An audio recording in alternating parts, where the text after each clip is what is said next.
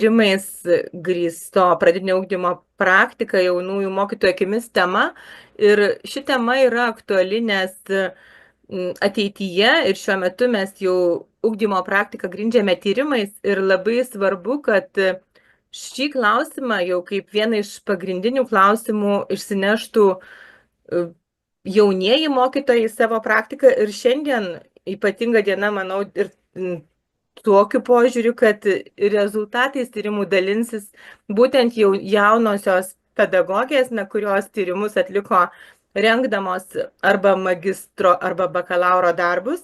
Ir diskutuosim šiandien atsižvelgia į tyrimų duomenis iš visų trijų pagrindinių universitetų, kurie ruošia pradinių klasių pedagogus. Tai visų pirma, savo pranešimą mums pristatys gerbiama Kristina Saveljeva iš Klaipėdos universiteto, jos darbo vadovė profesorė daktarė Rasa Braslauskienė. Tema būtų vaikų kūrybiškumo ugdymas taikant informacinės ir komunikacinės technologijas pradinėje mokykloje. O po to, po visų pristatymų, aš aktyviai kviesiu diskutuoti, bet manau, kad diskutantus pristatysiu jau tuo met, kai ir pradėsim diskusiją, nes pradžioje išklausysim 3 pranešimus ir po to diskutuosime visi drauge. Taip kad tikrai linkiu visiems gerų įžvalgų, idėjų ir taip pat probleminių klausimų. Prašom, miela Kristina, kviečiam dalintis ekranu ir pradėti. Gerai. Tai kaip ir sakėt, mano tema yra vaikų kūrybiškumo ugdymas, būtent taikant informacinės ir komunikacinės technologijas pradinėje mokykloje. Tai apskritai naudojant technologijas, jeigu vienu žodžiu. Ir temos aktualumas mano darbe buvo toks, kad 21 amžiuje IKT švietimo sistemoje kelia reikalavimus ne tik šiuolaikiniam mokytojui, bet ir mokiniui, nes iš tikrųjų reikalaujama kur kas daugiau savarankiškumo, iniciatyvumo ir žinoma kūrybiškumo. Technologijos padeda kurti naują mokymosi aplinką, kurioje galima ugdyti mąstymo įgūdžius, tai kritinį, loginį mąstymą, taip pat lavinti kiekvieno vaiko individualius gebėjimus, individualizuoti jam ugdymą, užduotis ir panašiai. Ir skatinti dirbti savarankiškai ar grupėse, jeigu tai yra koks nors grupinis darbas, ir kas svarbiausia, ugdyti jų kūrybiškumą. Per kūrybinę veiklą žmogus prisiliečia prie aktualių ir sudėtingų visuomenės patirčių, gali jas permastyti, tobulėti, kurti savas idėjas ir panašiai. Mano darbo objektas buvo būtent kūrybiškumo ugdymas taikant IKT pradinėje mokykloje. Darbo tikslas buvo atskleisti kūrybiškumo ugdymo galimybės pradinėje mokykloje, tai ką galime padaryti. Ir darbo mokslinė problema, kokios apskritai yra vaikų kūrybiškumo ugdymo galimybės taikant technologijas. Ir darbo uždaviniai. Pirmiausiai turėjau išanalizuoti paties vaikų kūrybiškumo sąvokas ir jo galimybių, naudojant IKT pradinėje mokykloje teorinius pagrindus. Ir mokslinės literatūros ir dokumento analizė atskleidė, jog kūrybiškumas šiais laikais interpretuojamas labai skirtingai. Tai gali būti kaip gebėjimas, kuris yra išskirtinis ir kurį mes galime ugdyti. Taip pat tai įeina ir į divergentinio mąstymo sąvoką, kad tai yra laisvas, nepriklausomas, lankstus mąstymas, kūrybiškumas. Kūrybiškumas gali būti asmens savybė susijusi su gebėjimu atrasti tai, kas nauja, originalu, netikėta, galbūt modifikuoti tai, ką jau turime ir padaryti tai įdomiau.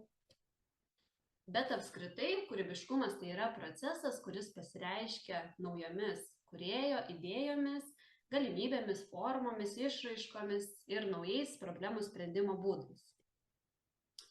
Taip pat mokslinė literatūros analizė atskleidė, kad sėkmingam vaiko kūrybiškumo vystymuisi labai didelį įtaką turi kūrybinių veiklų ir metodų įvairovė.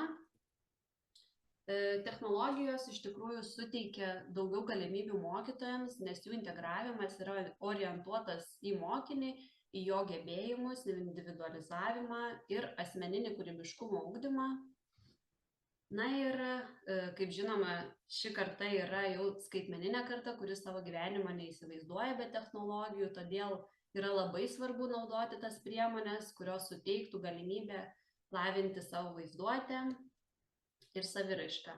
Na ir taip pat iš tikrųjų ir iš savo patirties esu pastebėjusi, kad technologijos labai skatina mokinių motyvaciją mokytis, jiems yra labai įdomu, ką ten galima nuveikti, kaip prisijungti. Nes, pavyzdžiui, su telefonais vaikai moka naudotis, bet kompiuteriu įsijungti, klaviatūros spausdinimo jiems dar yra sunku ir tai labai jiems patinka, yra įdomu, jiems įdomu bendrauti, bendradarbiauti su kitais, domėtis, atrasti naujus dalykus, naudojant technologijas, kurių jie dar nežino. Na ir atlikau empirinį tyrimą, būtent šią temą. Iš pradžių analizavau dokumentus ir literatūrą, parengiau tyrimo instrumentą, tai yra interviu, atlikau kokybinį tyrimą, tą patį pusiau struktūruotą interviu, tuomet gavau duomenis ir juos analizavau, apibendrinau, na ir suformulavau išvadas. Tai mano tyrime dalyviai buvo atrinkti kriterinė atranka, atsižvelgiant į mano darbo tikslą, uždavinius. Buvo atrinkti individai, kurie suteikė prasmingos informacijos būtent apie kūrybiškumo ugdymą. Ir kaip ir minėjau, pasirinkau iš dalies struktūruotą interviu. Na ir buvo pateikti demografinių duomenų klausimai, ten lytis, pedagoginio darbo stažas ir 2 klausimų blokai. Na ir tyrimo metu buvo laikomasi tyrimo etikos principų, tai savanoriškumas, privatumas, konfidencialumas ir taip toliau. Tai mano tyrimo dalyviai buvo 5 mokytojai, kurie dirba mokykloje ir 5 tėvai, kurie augina pradinio amžiaus vaikus ir yra įsitraukę į kūrybiškumo ugdymo procesą. Taigi tas antras uždavinys ir buvo ištirti mokytojų nuomonę apie vaikų kūrybiškumo ugdymo galimybės, taikant technologijas mokykloje. Tai iš tikrųjų mokytojų nuomonė atskleidė, jog ugdant vaikų kūrybiškumą, technologijos yra labai veiksmingas ir efektyvus būdas, tačiau labai svarbu tinkamai parinkti ir išmokyti vaiką pasirinkti priemonės, individualizuoti jam ugdymą pagal gebėjimus, atrasti tinkamus metodus, tai programėles įvairias ir panašiai, kad nebūtų duodamas tik tai kompiuteris arba planšetė ir tu daryk, ką nori, bet kad mokytojas tikslingai paskirtų užduotis. Na ir tyrimo metu buvo atskleista, kad galimybių iš tikrųjų yra ir įvairių, nes mokytojai turi laisvą prieigą prie kompiuterių, bent jau tie, kuriuos apklausiau, na ir aš pati galime eiti į kompiuterių klasę mokykloje arba dauguma turi planšetes tiesiog klasėje. Taip pat yra galimybė rinktis tarp įrankių bei jų panaudojimo, niekas nekontroliuoja, nei administracija, nei direktorė, kad kaip ir vienas iš informantų teigia, jog turi pilną laisvę naudoti įvairias priemonės, lygiai taip pat ir aš savo darbe galiu naudoti, ką noriu. Ir labai svarbu yra tai, kad mokykla iš tikrųjų nuperka licenzijas mokytojams ir jie gali naudotis įvairiomis programėlėmis arba nuperka ir tas pačias planšetes, kas yra labai svarbu. Na ir būtent IKT įrankiai, kuriuos naudoja mokytojai, tai būna IKT priemonės, tai būtent tie, galima sakyti, apčiuopiami daiktai, na ir programėlės. Tai mokytojai turi ir planšetės, ir kompiuterius, ir išmanėją lentą, kai kurie naudoja visokius robotukus, o programėlės yra iš tikrųjų daug ir įvairių, jie naudoja Canva, WordWallas, galbūt tokios pagrindinės, Kahootas, Learning Apps, ClassDojo dabar vis didesnį populiarumą įgyja ir labai mokytojams patinka kurti komiksus per kompiuterį ir įgalinti vaikus tai padaryti. Na ir trečias mano darbo uždavinys buvo ištirti tėvų nuomonę apie kūrybiškumo galimybės mokykloje, kaip jie tai mato. Tai tėvų įsitraukimas suprantamas ne tik kaip dalyvavimas mokytojo organizuojamo veikloje mokykloje, ar ne, bet ir ugdymo tęstinumas namuose, kad jie to nepamestų, kad būtų organizuotų irgi įvairias veiklas, kalbėtų apie tai su savo vaikais. Tai tam labai svarbus tėvų ir pedagogų bendradarbiavimas, kaip ir kiekviename klausime, nuolatinis keitimasis informacija ir tai užtikrina harmoniją, užtinka nuosekles jo raidos sąlygas. Taigi bendradarbiavimas yra vienas iš metodų, padedant įgyvendinti vieną iš švietimo sistemų užsibrėžtų tikslų, Tai yra, kad skatintų vaikų pasitikėjimą savimi, o tas pasitikėjimas savimi yra vienas iš svarbiausių veiksnių vaiko kūrybiškumo atsiskleidimui, nes jisai tada nebijo kurti, nebijo klysti, nebijo būti sukritikuotas, tiesiog gali sau leisti daug ką. Na tai koks galėtų būti įsitraukimas mokykloje? Tai netradicinių pamokų vedimas, gali ir tėveliai ateiti į mokyklą, gali ateiti visokie edukatoriai, yra ir kultūros pasas, per kurį galima užsakyti, yra visokios nuotolinės pamokos nemokamos. Taip pat pamokos tėvų darbovietėje, ką vaikai labai mėgsta nueiti pas savo tėvelius į kokį nors darbą, pažiūrėti, kaip ten viskas vyksta. Įsitraukimas į bendruomenės veiklą, na tai jeigu vyksta renginiai ir kad būtų tėveliai tuo pačiu, bendri projektai, renginiai ir šventės irgi ir tiek vaikam, tiek tėvam yra ganėtinai svarbu šiais laikais. Ir klasės puošimas atrodo toksai lengvas dalykas, bet vis tiek, jeigu susirenka tėvai ir vaikai, klasė ir mokytoja, na tai kad būtų visi kartu ir puošia, vis tiek atskleidžia savo tą kūrybiškumą, generuoja idėjas. Na ir įsitraukimas namuose, kaipgi tęsti tą ugdymo procesą, tai bandyti atlikti kažkokius darbelius su vaiku, suteikti jam laisvę, eksperimentuoti, netgi namų ruošos darbai gali tapti kūrybiškumo ugdymu, jeigu bus rodomas pavyzdys. Jeigu, pavyzdžiui, vaikas mato, kad tėvai kuria ir vaikas pats norės tai daryti, piešti, skaityti ir panašiai. Netgi jeigu namus puošia ir vaikas lygiai taip pat norės prisidėti prie to, nes dažnai ir tėvai eina, pavyzdžiui, dabar kaip pavyzdys į keramikos studiją, lygiai taip pat ir vaikai nori tą daryti, kurti, lipdyti, piešti, žodžiu, ant tų indų ir panašiai. Na ir remiantis informantų nuomonę, vis dėlto pradinėje mokykloje trūksta paties tėvų švietimo apie medijų raštingumą, apie tų skaitmeninių priemonių įvairovę, nes tėveliai galbūt net nežino, ką galima iš tikrųjų rasti kompiuteryje, ne tik tai žaidimus, bet būtent žaidimus, kurie ugdytų kūrybiškumą, įvairias programas, jų panaudojimą, nes tikrai technologijos turi teigiamos įtakos vaikų vaizduotės lavinimui ir kūrybiškumo raiškai. Ir čia matote tėvų pasiūlymus, kaip galima būtų pagerinti tėvų įsitraukimą į tą procesą. Tai kad, kaip ir sakiau, aiškiai pristatyti metodus ir priemonės, galbūt per tėvų susirinkimus, galėtų būti organizuojami mokymai tėvams, jeigu atsirastų norinčių. Na ir visi kiti irgi sako, kad reikėtų tiesiog bendrauti, kalbėtis, mokytojai turėtų galbūt pristatyti, arba patys tėvai vieni kitiem galėtų pristatyti, pasidalinti žaidimais, programomis ir panašiai. Tai ačiū už dėmesį, tikiuosi, buvo aišku. Aš labai norėčiau, Kristina, Jums padėkoti ir tikrai, kaip ir sakiau, pačioje pradžioje, pirmiausia, išklausysim visus pranešimus ir tuomet jau diskutuosim, nes klausimų aš jau pasižymėjau ir manau, kad ne vienas ir iš kolegų taip pat pasižymėjo ir jūs, tiesą sakant, jau nemažai jų ir iškėlėt kaip probleminį, bet kartu ir su pasiūlymais. Taip kad galėsim tikrai dar prie to sugrįžti ir aš viliuosi, kad ir jūs taip pat dar turėdama žymiai tikėtina daugiau duomenų, negu mums parodėte, taip pat galėsite į kai kuriuos elementus sureaguoti dar po visų pristatymų. Ačiū Jums labai už pristatymą, kad pasidalintų savo pranešimu Otilija Ožalaitė iš Vilniaus universiteto, darbo vadovė docentė daktarė Aušra Žemgulė ir tema yra laiko juostos užduočių taikymas mokant suprasti istorinį laiką 3 klasėje. Pamėginkit, pažiūrėsim, ar tikrai pavyks Otilijai viską Otilija dalinasi tinkamai. Iš karto matom Otiliją. Tikrai gerai. Pamėginkit tik tai per visą ekraną padaryti. Paminuosi visą ekraną. Ar matom? Matom. Taip. Gerai. Pasitrauksiu. Gerai, tai sveiki, esu Otilija Ožalaitė ir šiandien pristatysiu savo pranešimą tema laiko juostos užduočių taikymas mokant suprasti istorinį laiką 3 klasėje. Pastaraisiais metais, išgyvenant istorijos mokomojo dalyko sampratos pokyčius, kai ugdymo turinys nuo istorijų pasakojimo pakreipiamas link istorinio raštingumo ugdymo, kuris grindžiamas kritiniu mąstymu ir istorinio tyrimo gebėjimais, skatina aktyviau tyrinėti aktyvius ugdymosi metodus, kuriuos būtų galima pritaikyti visuomeninio ugdymo pamokose.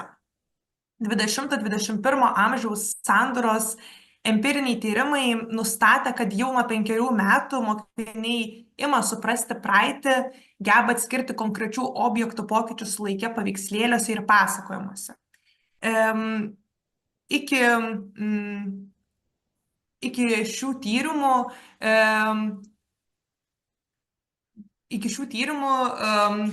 pasaulyje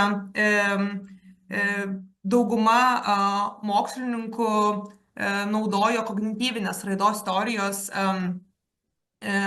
laikėsi kognityvinės raidos teoriją, tačiau šie empiriniai tyrimai privertė suabejoti teorijos teisingumu ir buvo atsigręžta į konstruktyvizmą ir į konstruktyvizmo idėjas, kurios teigia, kad žinios formuojasi per sąmoningą ir aktyvų įsitraukimą į konkrečią veiklą.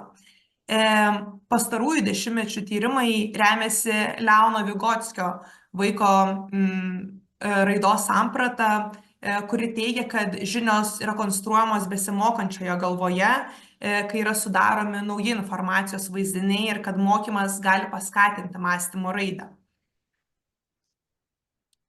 Savo tyrime rėmiausi Nyderlandų mokslininkės De Groot Ruwekamp ir jos komandos sukurtų istorinio laiko supratimo raidos modelių, kuris apibrėžia mokinių žinias ir gebėjimus 5 istorinio laiko supratimo kategorijose. Tai yra laiko sąvokų supratimas, sekos chronologijos supratimas, laiko juostos taikymas, konteksto požymių supratimas bei istorinių laikotarpių supratimas.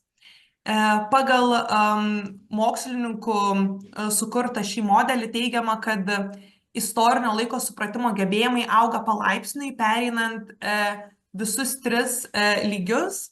Ir pirmasis A lygio etapas, jį dar kitaip vadiname besiformuojančio supratimo etapas, mokiniai geba naudotis paprasta laiko juosta, be tikslių laikotarpių ir datų.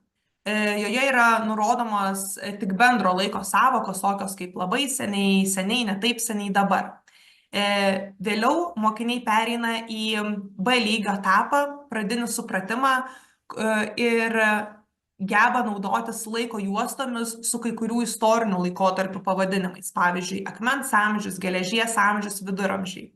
Na ir galiausiai mokiniai pasiekia tęstinio supratimo C lygio etapą, kai jau geba naudotis įvairiomis laiko juostomis, kuriuose yra nurodytos konkrečios datos ir laikotarpiai prieš ir po Kristaus. Taigi, čia galite matyti mano sukurtą užduočių klausimyną, kurį pateikiau tyrimo dalyviams. Ir šios užduotis yra ir sukurtos remiantis principu, kad pirma ir antra užduotis atitinka A lygio supratimą, 3, 4 užduotis atitinka B lygio etapo užduotis, na ir 5, 6 užduotis atitinka jau tęstinio supratimo C lygio užduotis. Laiko juostos rekomenduojamas remiantis didaktiniu principu, kad jaunesniojo amžiaus mokiniams vaizdinė medžiaga yra lengviau suprantama nei tekstas. Taip mokiniams padeda lengviau suprasti ir nagrinėti praeitį bei didina jų mokymosi motyvaciją ir įsitraukimą. Lietuvoje laiko juostos supratimo ir taikymo gebėjimai specialiai nebuvo tyrinėti, jų ugdymui pradinėse klasėse neskiriama pakankamai dėmesio, nei ankstesnėje pasaulio pažinimo, nei atnaujintoje visuomeninio ugdymo bendrojoje programoje pradinių klasių mokiniams nėra keliami laiko juostos supratimo ir taikymo gebėjimų lūkesčiai.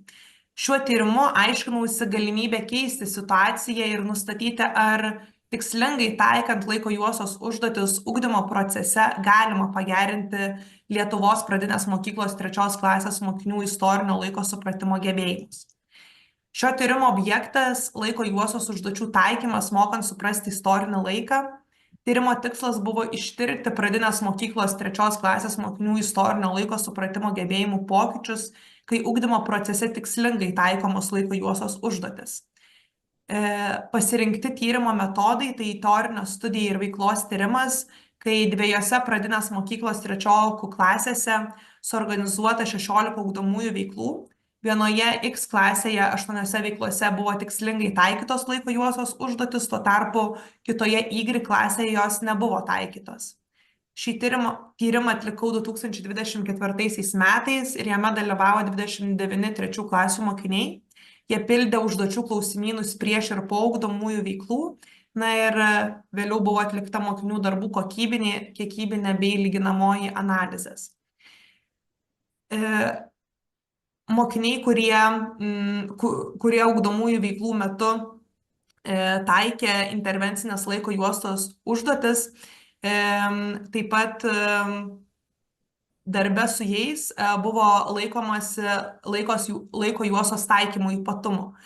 Tai pirmiausiai per pamokas nagrinėjant istorinę medžiagą, kiekvienas mokinys individualiai kūrė ir gamino savo laiko juostą, kurią vėliau po visų 8 ugdomųjų veiklų ją pristatė klasės draugams.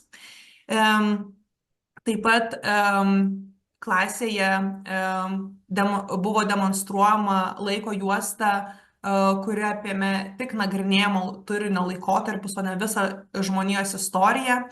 Ir taip pat mokiniams buvo siūloma laikotarpius vaizduoti skirtingomis spalvomis. Kuriant laiko juostas, mokiniai buvo skatinami diskutuoti apie ryšius tarp datų ir įvykių, asmenybių bei vaizdinės medžiagos. Na ir kuriant laiko juostą, mokiniai buvo mokomi išlaikyti balansą tarp teksto, datų, vaizdinės medžiagos, kaip pavyzdžiui paveikslėlio ar piešinių. Taigi šis tyrimas atskleidė keletą tendencijų svarbių siekiant tobulinti pradinių klasių ugdymo procesą ir mokymosi pasiekimus. Čia galite matyti A lygio užduoties atlikimą prieš ugdomąsias veiklas ir po ugdomųjų veiklų. Tai paveikslėlyje numeris 13 galite matyti, kad mokiniai atlikdami A lygio supratimo užduotį, mokiniai, kurie mokėsi X klasėje, 5 mokiniai šią užduotį atliko teisingai, tuo tarpu Y klasėje lygiai tiek pat mokinių šią užduotį atliko teisingai. Po 8 ugdomųjų veiklų klasėje, kurioje buvo taikytos intervencinės laiko juostos užduotis, visi mokiniai analogišką užduotį atliko teisingai. Tuo tarpu Y klasėje, nors ir įvyko pokytis ir dalis mokinių užduotį atliko teisingai, tačiau kita dalis mokinių vis dar negalėjo įveikti šios užduoties. Taigi šie duomenys prieštarauja daugelio tyrimų duomenimis, kad istorinio laiko supratimo A lygio gebėjimai būdingi jau 7-8 metų vaikams, o dalis jų demonstruoja pirminio supratimo B lygio gebėjimus. Visi mokiniai gebėjo teisingai atlikti A lygio užduotis tik po ugdomųjų veiklų ir tik X klasėje, kur pamokose buvo nuosekliai taikytos veiklos su laiko juostomis. Tokių veiklų netaikiusioje Y klasėje ir po ugdomųjų veiklų keletas mokinių A lygio užduočių vis dar neįveikė. Šie rezultatai skatina giliau apmąstyti visuomeninio ugdymo turinio pokyčius. Prieš ugdomąsias veiklas B ir C lygio užduočių rezultatai buvo žemesni nei teigiama šios srities užsienio tyrimuose, kuriuose dalyvavo 9-mečiai. Po ugdomųjų veiklų mokymosi pasiekimų augimas visų užduočių atveju nustatytas tik X klasėje, kurioje taikytos intervencinės laiko juostos užduotis. Tuo tarpu Y klasėje mokinių pasiekimai kai kuriais atvejais net pablogėjo, ypač atliekant užduotis be paveikslėlių. Po ugdomųjų veiklų Y klasės mokymosi pasiekimai augo atliekant 4 iš 6 užduočių ir tik tais atvejais, kai užduotis buvo su paveikslėliais. Šie duomenys atliepia kitų mokslinių tyrimų rezultatus bei išvadas, kad ugdymo procese sistemingai taikant laiko juostos užduotis, mokiniai gali pasiekti geresnių istorinio laiko supratimo rezultatų, nei jų bendramžiai neatlikę laiko juostos užduočių. Čia galite matyti pavyzdį, kaip atrodė laiko juostos, kurias mokiniai kūrė klasėse. Ir taip pat kokios buvo intervencinės laiko juostos užduotis ugdomųjų veiklų metu. Tai čia yra vienos temos pavyzdys, kaip pamokos pabaigoje kiekvienas mokinys gaudavo 3 užduotis su laiko juostomis ir čia taip pat galime pastebėti, kad kiekviena užduotis atitinka skirtingą lygį. Tai pirmoji užduotis atitinka A lygio laiko juostos gebėjimus, antroji užduotis atitinka B lygio, na ir trečia užduotis jau atitinka C lygio užduotis. Visiems tyrimo dalyviams ir prieš ir po ugdomųjų veiklų geriau sekėsi atlikti laiko juostos užduotis, kai jos buvo su paveikslėliais. Papildomai su laiko juostos užduotimis dirbusių X klasės mokinių pasiekimai po ugdomųjų veiklų augo visais atvejais, o atliekant užduotis su paveikslėliais jų pasiekimai išaugo daugiau nei 2x. Be intervencinio turinio dirbę Y klasės mokiniai po ugdomųjų veiklų aukštesnių rezultatų pasiekė tik tais atvejais, kad liko užduotis su paveikslėliais. Be paveikslėlio atliktų užduočių rezultatai Y klasėje sumažėjo. Tai patvirtina užsienio tyrėjų mintis, jog vaizdumas turi ypatingai didelę reikšmę mokantis istorijos temas pradinėse klasėse. Tad šis tyrimas papildo ankstesnių mokslinių tyrimo rezultatus bei patvirtina tyrėjų teiginius apie vizualumo reikšmę jaunesniojo amžiaus mokiniams mokantis istorinio turinio. Ačiū uždėmesi. Labai dėkoju, Otilija, jums už tokį išsamų pranešimą. Tikrai manau, kad kils įvairių klausimų ir jūs galėsite ir norėsite diskutuoti ir dalintis mintimis jau po paskutinio pristatymo. Aš tiesiog dabar mėginu dalintis savo ekranu ir tikiuosi, kad bent jau matysite mano jau pasidalintas skaidrės, kaip yra. Ar matote? Gerai, tai mano tema yra 3 klasės mokinių kalbėjimo gebėjimų ugdymas, taikant vaizdinės medžiagos analizę 2 kalbomis. Galime judėti prie kitos skaidrės. Na ir tyrimo aktualumą ir naujumą iš tikrųjų apibrėžia tai, kad kalbėjimo gebėjimai, jie yra neatsiejami sklandžios ir kokybiškos komunikacijos palydovai. Bet tam kokybiškam jų ugdymui reikalinga ir įtraukianti metodika. Ir tai rodo 3 tokie pagrindiniai aspektai, kuriuos išskyriau. Tai visų pirma, kad atsinaujinus bendrosioms programoms yra vis aktyviau ieškoma įvairių būdų, kaip įgalinti ugdytis tas kalbas per įvairias praktinės, patyriminės ir šių dienų mokinius atitinkančias veiklas. Ir atsinaujinus programoms buvo apibrėžtas ir naujas gebėjimas, tai tarpininkavimas, kuris reiškia, kad mokinys geba vartoti 2 kalbas siekiant komunikacinio tikslo. Pavyzdžiui, mokinys peržiūri vaizdo įrašą viena kalba, o ištransliuoja pagrindinę mintį kita kalba. Taip pat įvairūs tyrimai, kurie rodo, kad pradinių klasių mokiniai gauna daug naudos iš audiovizualinių tekstų nagrinėjimo ir kad jie yra tikrai naudingi kalbų mokymuisi, kadangi jie praturtina žodyną.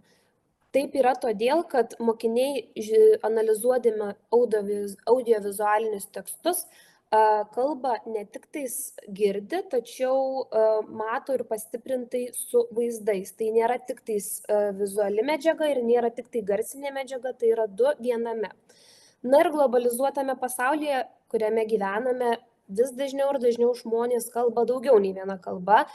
Tad net ir Europos komisija išskyrusi daugiakalbystę kaip tą pamatinę kompetenciją būtina visiems Europos piliečiams. Galime keliauti toliau. Tyrimo parametrai būtų tokie, kad pirmiausia buvo iškelta problema, tai kaip ta vaizdinės medžiagos analizė 2 kalbomis plėtoja 3 klasės mokinių kalbėjimo gebėjimus. Na, o tikslas tai ištirti kalbėjimo gebėjimų ugdymą taikant šį metodą.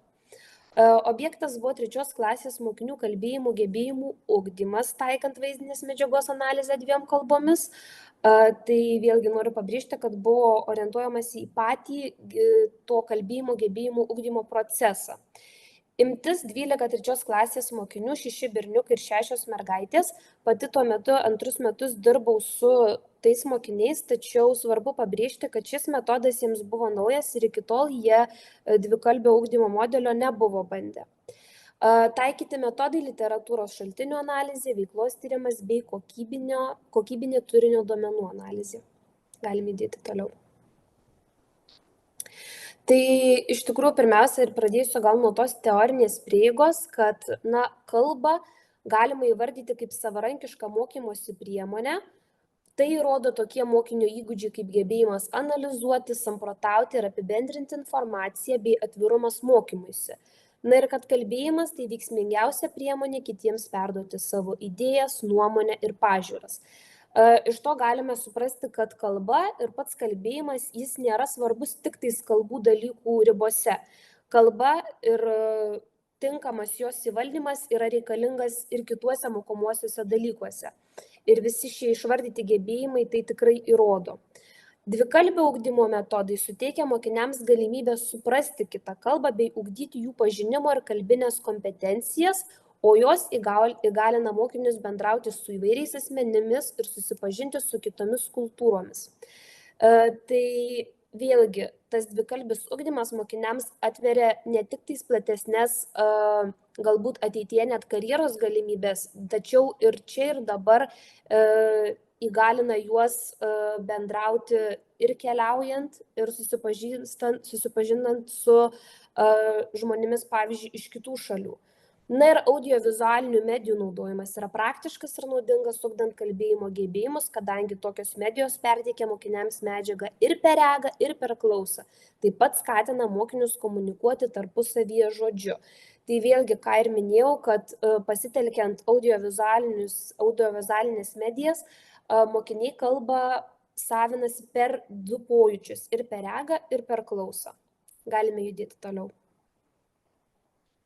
Čia yra pateikiama vykdyto tyrimo loginė schema, kurios pirmame etape vyko planavimas, tai visos mokslinės, pedagoginės ir metodinės medžiagos analizė apie tą kalbėjimo gebėjimų ugdymą, dviejų kalbų ugdymo modelį bei tos vaizdinės medžiagos nagrinėjimo reikšmę. Ir buvo organizuojamas, planuojamas tyrimas. Antrajame etape buvo renkami duomenys, tai vadinasi pravestos visas pamokų ciklas, skirtas įvertinti tiems kalbėjimo gebėjimams ir jų kaitai.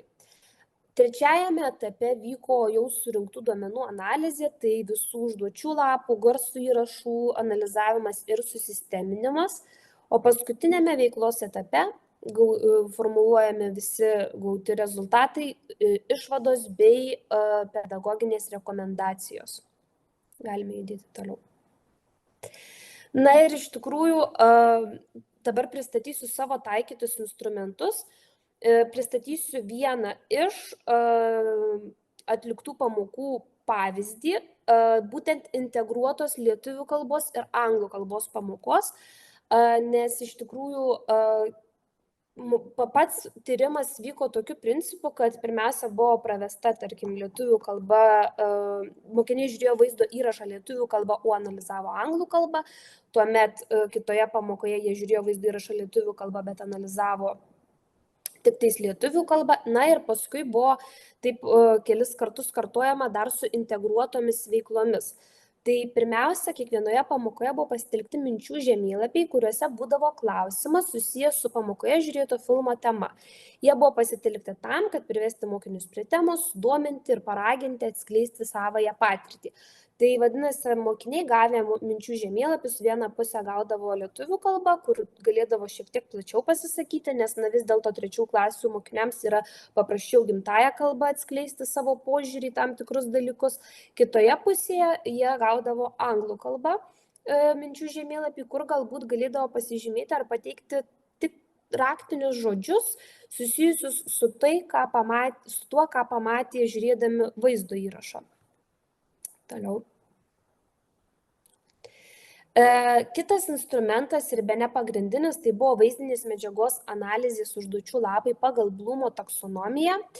Tai reiškia, kad kiekvienam jos lygmeniui, tai yra žinios ir supratimas, išvadų darymas bei interpretavimas ir vertinimas buvo skiriama tiek pat klausimų. Tai pavyzdžiui, atsakymus šiuos kai kurie mokiniai pasižymėdavo raštu, tačiau šių užduočių prasmė ir tikslas buvo plėtoti tuos kalbėjimo gebėjimus. Todėl atsakymus mokiniai turėdavo pateikti žodžiu, taip papildydami tai, ką pasižymėjo raštu. Na ir kaip matome, buvo pateikiami 12, tarkim, klausimų, tai vadinasi 6 yra lietuvių kalba, o likusiai 6 anglų kalba. Galime keliauti toliau. Taip pat refleksijos, kurios susidėjo iš 2 dalių. Pirmoji pagal pateiktus paaiškinimus mokiniai žymėjo klausimus skirtingomis spalvomis. Tai pačiame užduočių lape jie imdavo 4 tas spalvas ir pažymėdavo, pavyzdžiui, žalių burbulų tuos klausimus, į kuriuos mano, jog atsakė teisingai. Taip pat išskirdavo sunkiausią ir lengviausią klausimą kiekvienai kalbai. Na ir dar pažymėdavo, kuria kalba buvo atsakyti paprasčiau ir lengviau. Antroji refleksija buvo pabaigti pradėtus sakinius ir pagrįsti. Tai vėlgi pirmieji 2 klausimai buvo susijęs su pačiu turiniu, labiausiai patiko ir kas sunkiausia buvo ir kodėl, tuomet su emocijomis susiję klausimai, na ir paskutinis, kuris buvo plačiausiai analizuotas, tai kaip vertini tą analizę 2 kalbomis ir kodėl teigiamai arba kodėl neigiamai. Galime judėti toliau. Na ir dar vienas taikytas instrumentas yra pagalbinės sistemos. Tai kai vykdavo anglų kalbos arba integruota lietuvių ir anglų kalbų pamoka, mokiniai gaudavo pagalbinę sistemą pavadinimu Mr. Blue. Ir šią sistemą jie galėdavo remtis nežinodami tam tikro žodžio ar sakinio pradžios, kurios galėjo prireikti atsakant į klausimus. Tai visų pirma, tas Mr. Blue jiems išversdavo galbūt sunkesnius žodžius, kurie būdavo analizėje, o tuomet pateikdavo žodžių kaip banką, kurių galėjo prireikti žodžiu atsakant į tuos klausimus. Ir iš tikrųjų, ką svarbu pabrėžti, kad pagalbinė sistema naudojasi ne tik tais pagrindinio ar patenkinimo lygmens mokiniai, tačiau ir aukštesniųjų gebėjimų, kadangi vis tiek tai kai kurie klausimai net ir anglų kalba buvo tokie, sudėtingesni. Galime keliauti toliau. Čia yra akimirkos iš vykdyto tyrimo. Tai pirmoje nuotraukoje darbas poroje, nes dalį veiklų jie atliko porose, dalį savarankiškai, taip pat vaizdo įrašo peržiūra, na ir minčių žemėlapio pildymas. Pats tyrimas buvo atliktas ir analizuota kiekviena pamoka per tokią prizmę, kad pirmiausia trumpai aptariami minčių žemėlapiai. Tai matome poros, atsakymai lietuvių kalba, atsakymai anglų kalba ir apačioje pateikiamas aprašas, ką galima jau iš to pamatyti, kas liečia kalbėjimo gebėjimus. Galime keliauti toliau. Na ir, kaip ir sakiau, vienas iš tų pagrindinių jų atliekamų veiklų buvo tie užduočių lapai. Tai jie buvo analizuojami tokiu būdu, kad pateikiami 4, mano nuomonė, geriausiai kalbėjimo gebėjimus ir mokinių savitumą atskleidžiantys klausimai, bei transkribuoti mokinių atitinkančius skirtingus lygius atsakymai. Šalia jų pateikiamos įžvalgos apie mokinių žodžiu atskleistas mintis.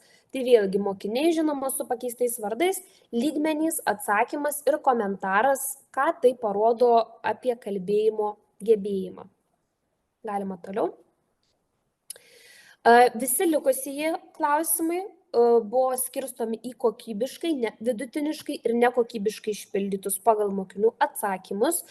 Taip pat pateikiamos trumpos įžvalgos apie mokinių nuomonę sunkiausią bei lengviausią tos pamokos klausimą, kuriuos jie pagal tas refleksijos spalvas žymėjo. Galime toliau.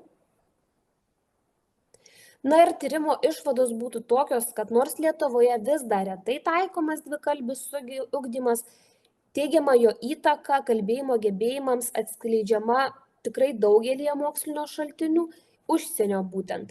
Pabrėžiant, jog tokiu metodu remiantis ugdomi net ir aukštesnieji mokinių mąstymo gebėjimai. Tai kaip ir minėjau, gebėjimas samprotauti, spręsti problemas ir kiti tokie tikrai reikšmingi mokinių gebėjimai, kurie reikalingi ne tik kalbų pamokose.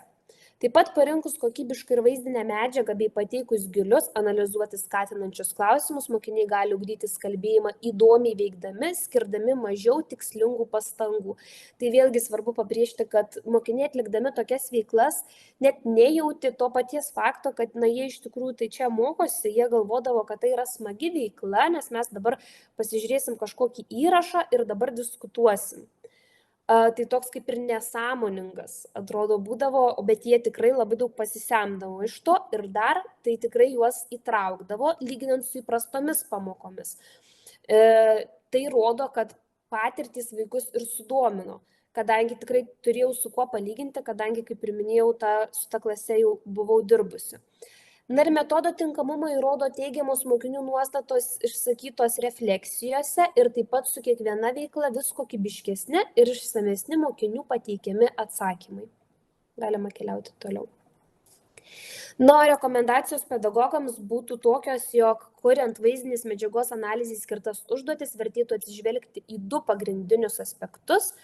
Tai kokybiškos vaizdinės medžiagos parinkimą bei analizai skirtų klausimų sudarimą. Dabar, kas yra kokybiška vaizdinė medžiaga, tai atrinkdama tai, ką jie stebės per pamoką, visų pirma, žinoma, atsižvelgdavau į laiką, kad vaizdo įrašas netruktų daugiau kaip 3-4 minutės. Taip pat, kad garsas, tarimas, žodynas ten būtų tikrai aiškus ir kokybiški, gerai girdėtus ir kiekvienas žodis būtų ištartas raiškiai ir aiškiai, ypač kas lietė anglų kalbos vaizdo įrašus. Na ir dar į tą kokybę įėjo tai, kad kas yra aktualu 3 klasių mokiniams. O analizai skirtų klausimų sudarimas yra labai svarbus tuo požiūriu, jog negalima skirti mokiniams vien tik tais žinių ar supratimo klausimų, arba vien tik tais tiesioginių, arba vien tik tais tų pačių sunkiausių analizavimo ir samprotavimo visų klausimų, todėl reikėjo paskirstyti tikrai kokybiškai, kad būtų vienodai. Taip pat tokiose veiklose labai svarbi ta netiesioginė pagalba orientuota į mokinį, nes vėlgi atsižvelgiant į tai, kad tai yra pradinių klasių mokiniai, tai pagalbinė sistema anglų kalbai tikrai yra būtina. Taip pat vertėtų keisti veiklų vykdymo formatą, kad mokiniai dirbtų ne tik savarankiškai, tačiau ir porose, būtinai skirtingų gebėjimų, todėl kad tokiu būdu mokiniai vieni kitiems padeda. Ir pavyzdžiui, atsižvelgiant į mokinių refleksijas, tai mokiniams net ir labiau patiko dirbti porose, kadangi jie vienas kitą paremdavo ir padėdavo vieni kitiems, negu kad dirbti savarankiškai. Siekiant plėtoti mokinių kalbėjimo gebėjimus, tai analizai skirti klausimai turėtų būti orientuoti į tai, kad mokiniai galėtų kuo daugiau minčių pasakyti žodžiu. Tai kadangi būtent tyrimo ir tikslas ir buvo plėtoti kalbėjimo gebėjimus, tai ir tie klausimai turėjo skatinti kuo daugiau pasisakyti žodžiu ir pamastyti giliau, kur galėtų pasiremti ne tik filmu, tačiau ir savo patirtimi. Ir vėlgi tokie klausimai kaip tik daugiausiai mokinių diskusijų ir sukeldavo, kur ne viskas būdavo vien tik tais remiantis vaizdinę medžiagą, bet kur jie gali kažką pasakyti ir savo. O tolimesniems tokio pobūdžio veikloms būtų galima rekomenduoti tiesiog tekstinės medžiagos analizę 2 kalbų pagrindu. Tai būtų tiek. Ačiū.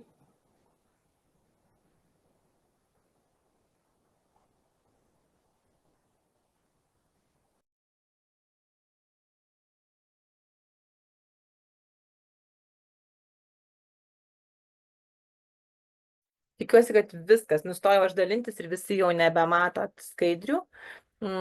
Išties, ačiū Guoste už pristatymą ir dabar noriu pristatyti visus diskusijos dalyvius ir pradėsime diskusiją. Tikrai taip pat kviesiu pasakyti ir kitus klausytojus, kurie klausė visų pranešimų ir turės įžvalgų. Iš tikrųjų, dar kartą dėkoju visoms jaunom, vis tiek dar ne tiek daug pedagoginės patirties, bet gilių įžvalgų turinčioms pedagogėms už pristatymus ir kviečiu pasakyti, pirmiausia, iš visus pristatysiu diskutantus, bet kviesiu pasakyti taip pat jau kokių kilo minčių ir idėjų išklausius 3 pranešimus, tai gerbiama Jurgita Blažienė, Vilniaus Gedimino miesto mokyklos ugdymo vadovė, pradinių klasių mokytoja ekspertė, taip pat Irma Dobrovolskienė, Vilniaus Medeinos pradinės mokyklos pradinių klasių mokytoja ekspertė, daktarė Rasa Kulevičienė, Klaipėdos valstybinės kolegijos vyresnėje lektorė, Raimonda Petkūnienė, Vilniaus Maironio progimnazijos pradinių klasių mokytoja ekspertė, edukologijos magistrė, Darius Savicka, pagrindinės mokyklos Taškius pradinių klasių mokytoja, darželio Taškius padalinio vadovą ir švietimo lyderystės programos verslo vadybos magistrą, bei Lina Vilčinska, Kėdainių senamiesčio progimnazijos pradinių klasių mokytoja metodininką. Tai tikrai, kolegos, kas pradeda diskutuoti ir kas galėtų pati pirma arba pats pirmasis pasakyti. Tikrai, norisi jau tą diskusiją pradėti. Lygiai taip pat prašysiu įsitraukti į diskusiją, jau ir prieš tai sakiau, visus kitus dalyvius ir tikiuosi, kad pasakys ir Aušra, nes yra ir vieno iš darbo vadovė, Aušra Žemgulienė ir tikrai visi kiti, kurie dabar prisijungia. Tai prašau, kas galėtų, nuo ko pradedam kalbėtis? Aš gal galiu pradėti. Prašau, Jurgita. Aš tiesiog čia keletą tokių gal savo įdomių ar tokių pastebėjimų, kas iš tos praktikos, greičiausiai mes tie diskutantai ir esame tie, kurie turim tų praktinių įžvalgų, matome kaip iš šono arba dirbdami tą patį darbą, kaip tam tikri metodai ir tikrai, jeigu taip pradedant nuo tų pranešimų, tai tiesiog keletą tokių minčių galbūt kilo. Tai viena iš tų turbūt buvo minima daug kur vaizdinė medžiaga ir kad tai yra lengviau suprantama negu tekstas. Tai manau, kad mes turbūt atsižvelgdami į dabartinių vaikų patirtis, kadangi jie labai daug su IT technologijomis iš tikrųjų dirba, tai mūsų darbas greičiausiai be to yra sunkiai įmanomas. Ir tai, kas yra, jeigu yra daug teksto, jeigu yra daug kalbama, sakysim, kažkokia nauja medžiaga pristatoma daugiau negu 5 ar 10 minučių, tai vaikai tiesiog pameta dėmesį. Tai turbūt pritarčiau visoms pranešėjams, nes visuose pranešimuose tai buvo minima. Dar tokį pasižymėjau vieną, čia toks, sakyčiau, man klausimas, gal čia padiskutuotume mes ir giliau, bet dėl tų 2 kalbų vartojimo. Čia iš pranešimo pristatymo, gal aš savo praktikoje pastebiu, kad dabar 2 kalbų vartojimas per pamoką, žinoma, yra labai sveikintinas. Tačiau dirbdama įstaigoje, iš tikrųjų, kai susidurime su vaikais, kurie turi tam tikrų mokymosi sunkumų, ar dėmesio sunkumų, ar skaitimo rašymo, mes pastebime ir mūsų specialistai, kurie dirba su specialiųjų poreikių vaikais, nebūtinai turinčiais didelių sunkumų, tiesiog vidutinių arba nedidelių sunkumų, tai pastebi, kad vaikai dažnai renkasi tą kalbą, kuri yra lengvesnė.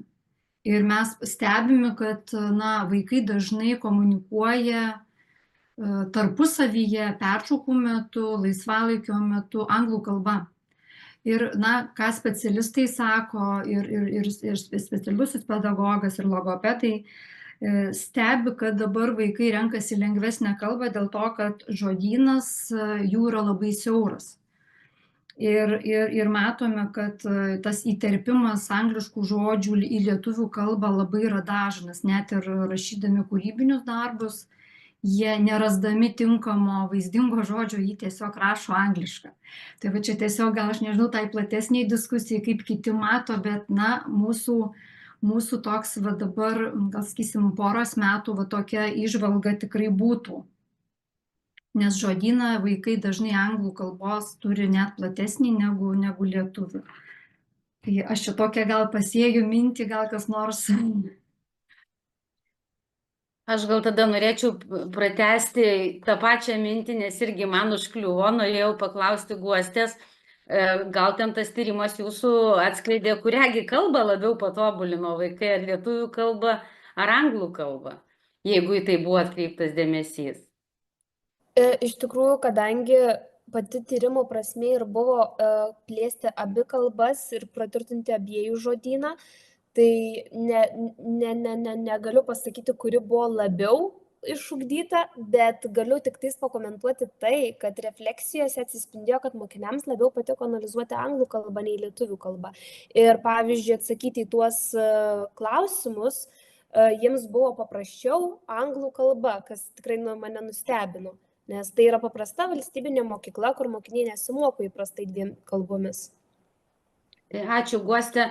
Aš suprantu, kad čia ta imtis respondentų maža buvo, čia tokių globalinių išvadų apie visą lietuvių kalbą ir visus lietuvius gal negalim daryti, bet aš tai norėčiau paantrinti Jurgitai, nes iš tikrųjų net nebūtinai su specialiaisiais poreikiais ar kažkokių sunkumų turintys mokiniai, bet ir net lietuvių šeimoje augantis neturintis kažkokių specialių poreikių vaikai jau lengviau kalba angliškai nei lietuviškai.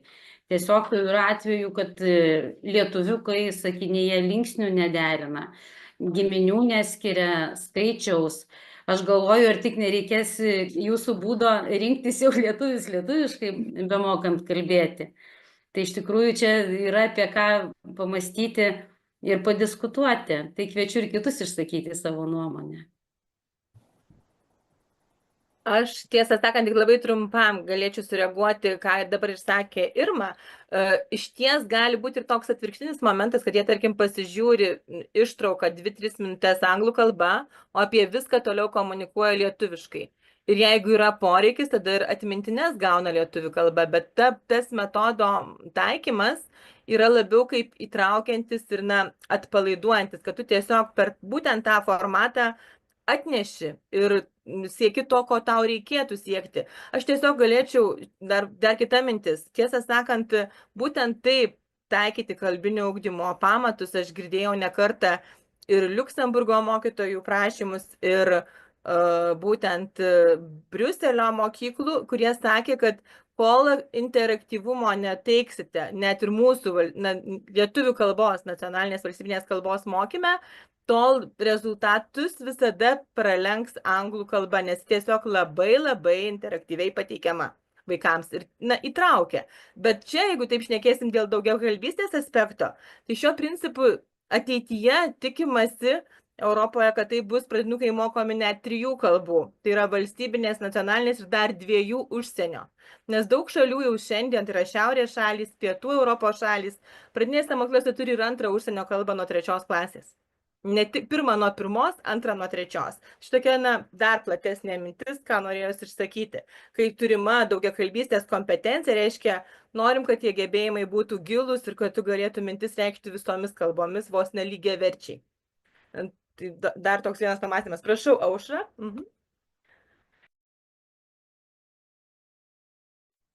Ačiū, bet aš mačiau, kad Asta pirma ranką kėlė, tai aš palauksiu.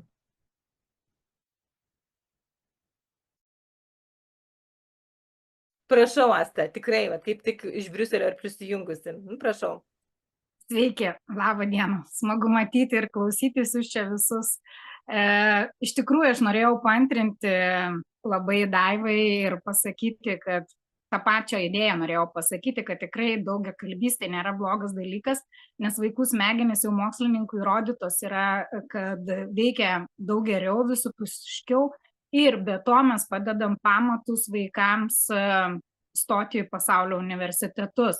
Aš netgi skatinčiau karts nuo karto, ne tik tai galbūt anglų kalbą, bet tarptautinius ir matematikos žodžius ir kitokius naudoti jau pradinėse klasėse, supažindinti su tam tikrom savokom, kad vaikai tiesiog turėtų galimybę atpažinti ir dirbti jau, mokytis, namų darbus daryti, kad ir YouTube'ės pagalba, anglų kalba ar kita kalba, prancūzų kalba, tarptautiniais terminais, tiek matematikos, tiek pasaulio pažinimo, tiek kitus dalykus. O kas liečia, tai tik skatinu ir pritariu, nes iš tikrųjų reikia mokyti kalbų, tai yra neišvengiama, nes pasaulis yra globalus. O kas liečia dar prie kito pasisakymo, kurį irgi klausiausi labai atidžiai apie matematikos, tos istorinio datų mokymą, tai pritariu ir esu tik vieną pastebėjusi iš savo viso gyvenimo, kad istorinės datos turi būti susiejamos ne tik su istorija, bet ir matematikoje ir lietuvių kalboje, kad vaikai suprastų to laikmečio dailėje, kad tame laikmetyje buvo ir matematiniai dėsniai, ir kalbų dėsniai, ir kultūriniai dėsniai. Tai nebuvo tik istorijos reikalas ir tai nėra tik paliekama istorijai. Tada yra vaikams daug paprasčiau suprasti, įsidėmėti ir visur naudoti tuos pačius faktus. Pavyzdžiui, kaip pavyzdys per dailės pamoką, jeigu tapoma yra kokio nors ten dailininko arba lyginti ir paminėti tai tas istorinius tuos momentus, tai yra viduramžiai, tai yra tokie ir tokie metai, nepabijoti ir pradinukam pasakyti 700 metų atgal, 500 metų, jie sugeba tai suvokti, atrodo jiems yra daug, bet palaipsniui jiems net nuo darželio tai įsideda tas suvokimas ir jis atrodo kuo toliau, tuo geriau pasiekiamas. Tai tiek, ačiū ir malonu jūs visus matyti. Ačiū, Asta, už pasisakymą. Aušra, toliau tikrai kviečiam jūs pasisakyti. Ačiū už žodį, sveiki. Sudėtinga diskusija, kai 3 darbai ir tokie skirtingi iš tikrųjų. Tai aš gal pasakysiu, ką aš pasižymėjau iš tiesų. Galbūt pradėsiu nuo to darbo, apie kurį daugiausiai kalbėjome, tai apie tą kelių kalbų mokymą. Ir aš pasižymėjau tokius dalykus, nesu aš šios srities specialistė tikrai, tai vienas klausimas, kuris neramina mane, o gal ir kitus mokytojus, tai mokymosi išteklių kokybės problema. Tai vat jūsų tyrėja, reiškia, jūs akcentavote savo išvadose, kad labai svarbu yra tuos kokybiškus naudoti, o ne bet kokius. Tai va, vėlgi galbūt tolimesni kažkokie tyrimai, o kiek jų yra, o kur mes jų randam, o ar mes prie jų prieinam ir kaip laisvai ir taip toliau, nes vis tiek tai iš tiesų yra svarbu. Aš manau, net ne tik medijoje filmuotoje medžiagoje, bet mesgi viešoje erdvėje matome ir egzaminuose klausimų, ir užduotyse, pratybose ar dar kažkokiuose sukurtose portaluose. Vat būtent užduočių arba išteklių kokybės klausimai pas mus kažkaip tai, manau, vis dėlto dar tebėra diskutuotini ir spręstini Lietuvoje, taip sakyčiau. Dabar antras dalykas apie kalbinį ugdymą, tai tęsiant temą, aš nežinau, kaip vėl sakau, čia ne tos srities esu specialistė, bet kas geriau žinote, bent jau mano srities tyrimai, kai aš skaitau mokslininkų įvairius atradimus, aš pastebėjus esu tokį dalyką, jie sako, kad vaikai kalbėdami tarpusavyje naudoja daug turtingesnį ir platesnį žodyną negu pamokose atsakinėdami mokytojų ir taip toliau, arba pildydami va tuos atsakymus darbo lapuose. Tai galbūt irgi reikėtų pas mus kažkokio tokio tyrimo, nes va, ir jūs minėjote liktai, kad įterpia žodžių įvairių iš kitų kalbų ir randa tuoj kitokį geresnį pritaikymą. O kodėl aš apie tai prakalbau, nes mano srityje, Otilijos tyrime, kalbant apie praeitį, irgi naujausi tyrimai rodo, kad vaikai turi tų visokių pamąstymų, tų žinojimų, galbūt irgi iš medijų, iš peržiūrėtų filmukų, iš žaidimų, iš dar kažko.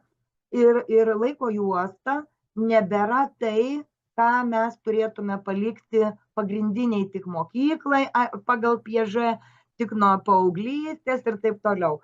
Tai aš pasižymėjau, kad vienas svarbus dalykas, kad laiko juosta tai yra lygiai toks pats informacijos vizualaus pateikimo būdas, kaip ir kiti, kuriuos mes taikome pradinėse klasėse ir mokome su jais dirbti. Vaikai mokosi, dirba, pildo lentelę, daro diagramą arba ją nagrinėja, schemą, planą, žemėlapį, įvairius tokius dalykus. Taigi laiko juosta yra ne kas kita, o irgi vienas iš informacijos pateikimo būdų ir ją pateikti, ją suprasti, tą informaciją dirbti su ją. Visą tai reikia, kaip sakoma, ugdyti. Man tik tai mintis kyla tokia, kad ką ir akcentavo Otilija, jeigu pastebėjote, ugdymo programuose naujose, kurios tikrai istorijos tematika yra, sakyčiau, ta pusė, kuri sustiprinta visuomeniniam ugdyme, reikalavimai yra, bet, sakykime, Mes matome nemažai teiginių programoje, kad vaikai rikiuoja objektus, įvykius, asmenybių, veiklas ir taip toliau. O kaip tas rikiavimas atsirastų, niekur to ir nėra pasakyta, kad laiko juostų pagalba iš tiesų. Ir va tas laiko juostos taikymas už tai ir tampa aktualus, bet matot, kai programoje neįvardinta, galbūt mokytojai ir to reikalingumo nemato. O vat laiko juostos būtent ir padeda tą nuoseklumą ugdyti, vieną po kito dėlioti tuos įvykius ar objektus. Tai sakyčiau, tokį noriu pastebėti laiko juostų svarbumą iš tikrųjų ir aktualumą. Dar vienas momentas, kai mes kalbame apie tą ugdymo programuose sustiprintą sritį, va tas Otilijos minėtas Olandų laiko supratimo modelis, jis atskleidė irgi du tokius labai svarbius principus, kad kai mes vaikus mokome laiko savokas suprasti, tai turime pradėti ir pradedam nuo labai plačių ir jas ugdome link konkrečių, siaurų, aiškių, tikslių. O kai kalbame apie kontekstą, apie praeities visokius požymius laikotarpių, tai yra priešingas dalykas. Pradedam nuo konkrečių objektų, daiktų, įrankių, ginklų ir einam link platesnių apibendrinimų. Tai va, mokytojams šitie dalykai yra svarbus ir aš tiesiog nežinau, programa pasikeitė, bet galvoju, ar vėlgi diskutuoti reikia, ar nereikėtų pedagogams mokymų kažkokių būtent šitą linkme. Aš nežinau, kaip jiem lengva ar kaip jiem sunku ugdyti tuos gebėjimus ir kiek jie supranta. Dėl metų matematikos ir skaičių, tai galiu pritarti Astai, ką jinai minėjo, kad čia su matematika siejame ir tyrimai rodo, kad nuo 9 metų vaikai pradeda rikiuodami nuoseklumą remtis datomis. Tai va tuo irgi galime pasinaudoti. Jaunesnėse klasėse datas mes galim rodyti, bet labai jų ten ypatingai suprasti rikiavime to dar gal ir nereikėtų skubėti. Tai trumpai tokios mano mintis. Apie IKT nieko nepasakiau. Paklaust norėjau tik apie dirbtinio intelekto taikymą. Ar kolegė kokių minčių turėtų apie dirbtinio intelekto, juk dabar dar naujesni dalykai negu robotukai ar kažkas kitas. Kaip mums prisijaukinti dirbtinį intelektą mokykloje? Taip, tai čia kadangi buvo mano bakalauro darbas ir, kai aš pabaigiau prieš 2 metus, dar tai nebuvo taip populiaru ir dėl to nei mokytojai neturėjo idėjų, nei, nebuvo iš vis dar tos kalbos netgi apie tą dirbtinį intelektą, tas visas programas, bet aš kadangi su pradinukais dirbu, jie dar nėra į tai antiek įsitraukę, įtraukti, nėra netgi taip susidomėję, bent jau mano aplinkoje, kiek turiu. O aišku, 5, 8, 9, 12, tai jie jau, manau, labai aktyviai naudoja.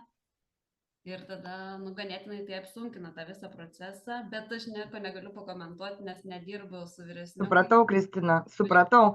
Aišku, daugiausiai naudoja vyresnieji tikriausiai informacijos paieškai ir keičia Google dirbtiniu intelektu, bet man yra tekę matyti tyrimą, kur dirbtinį intelektą naudojo su pradinukais ir per dailės pamokas, kai vaikai nagrinėjo kūrinius, jie nagrinėjo kūrinius ir jie su dirbtiniu intelektu kūrė kūrinius. Vaikam buvo labai įdomu ir aš galvoju, čia pradinukų mokytojam idėja, kaip galima pasitelkus dirbtinį intelektą ir su jauno amžiaus vaikais kažką nuveikti. Sukurti pačiam eilėraštį ir duoti dirbtiniam intelektui, kad sukurti. Ir paskui svarstyti, kurisgi geresnis, kažką tai tokio. Ačiū. Ačiū labai už gilias mintis, tikrai ir atsakymą iš karto, nes Kristina taip, tiesą sakant, jeigu būtų taip tiesioginių klausimų, reikėtų taip ir visiems kitiems reaguoti. Aš mačiau Raimondos ranką, paskui tikrai yra Sos ir Lino. Prašau, Raimonda, tęsiam ir diskutuojam. Labas vakaras.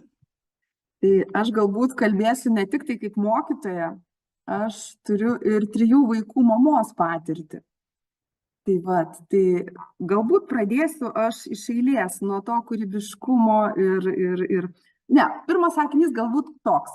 Visų studenčių šitie pranešimai yra fantastiški. Tikrai mergaitės labai gerai padirbėjo. Žaviuosi, kad tokie žmonės ateina į mokyklą. Labai džiaugiuosi, nes labai mažai mokykloje turime valstybinėje tų jaunų žmonių. Ir kai matai, kokius tyrimus daro, tai verta tik žavėtis, džiaugtis, kad vadinasi, švietimas neprarastas. Einam pirmin ir tikėkimės eisim kuo smarkiau. Dabar apie tą kūrybiškumą ir IKT, kadangi esu ne tik pradinių klasių, bet ir informatikos turiu išsilavinimą mokytojas. Tai galiu pasakyti taip, kad taip, tikrai mokytojai naudoja IKT ir gana nemažai. Galbūt valstybinės mokyklos turi mažiau tų priemonių prieinamumo kiekvienai pamokai, bet tikrai, o dabar labiausiai mane galbūt tiesiog diskusija apie dirbtinį intelektą. Tai praėjusiais metais kaip tik skaičiau pranešimą tėvams, kaip panaudoti programėles ir dirbtinį intelektą vaikų mokymui, ne žaidimams, ne pramogoms, o mokymui ir mokymuisi namuose. Kodėl aš tai dariau? Todėl, kad labai dėja yra pagrindinė vaikų pramoga po pamokų ir vakarais, kai tėvai pavargę po darbo, duoti jiems telefoną, ieškoti nuotykių internete arba žaisti žaidimus. Jokio kūrybiškumo tame aišku nėra, bet būtų smagu, kad tėvai žinotų, jo gali kažką įjungti. Tai pirmiausia, tėvų švietime, tai Family Link programėlės ir kitų naudojimas būtinas. Jeigu dar kas nors nežino, tai yra sekamosios programėlės, nurodančios tėvams apie tai, kur vaikas lankosi, ką veikia ir kiek laiko veikia. Labai padeda tėvams sukontroliuoti, o tada programėlės su rekomendacijom. Bent jau aš taip kaip praktikė elgiuosi su savo tėvais, nes pradinukai jau naudoja dirbtinį intelektą kažkur 4 klasėje, ypatingai tie, kurie turi vyresnių brolių sesių. Jie tai labai greitai paima. Ir kai jie rašo rašinėlį lietuvių kalbos, bet vaikas, kuriam sunkiai sekasi mokykloje, iš namų atneša parašytą atostogų įspūdžius, nori pasigirti, nori gero įvertinimo ir staiga suprantu, kad, jaučiuosi maustoma. Ir tada išnagrinėjus kontekstą paaiškėja, kad brolis, kuris yra vyresnis, jisai parodė ir tai yra labai paprastas įrankis, kuris įvaldomas labai greitai. Tai va, taip, kad žinokit, pradinukai naudoja. Reikia tik tai jau dabar užsiimti, kaip juos nukreipti, kad jie tai naudotų kūrybiškai. Kaip jie naudotų tai mokymosi tikslais, ne mokytojui apgauti, ne savo apgauti, tam kartui geram įvertinimui gauti, o tiesiog, kad jie naudotų ir tai būtų nauda. Tai galbūt nesiplėsiu, kaip jau aš pati jį naudoju, bet naudoju labai smarkiai, nes tai yra labai didelis palengvinimas man darbe.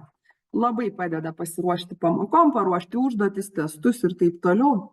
Lieka tik sutikrinti, sudėlioti, netgi paveikslėlių generavimas.